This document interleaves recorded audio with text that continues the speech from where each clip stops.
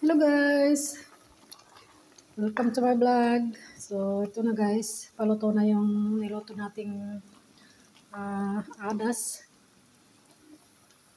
Ito yung tinatawag nila na adas. Sa atin siguro, munggo. Iba yung munggo sa kanila. Ito, adas color yellow. And habang kumukulo ito guys, dito na naman sa kabila yung vegetable natin. Broccoli and bell pepper. Ginisa lang natin guys sa kamatis and onion with soy sauce, or mas masarap kung may oyster sauce kayo guys. And dito naman sa kabila guys, yung oven nating isda guys. Pang lunch namin to guys.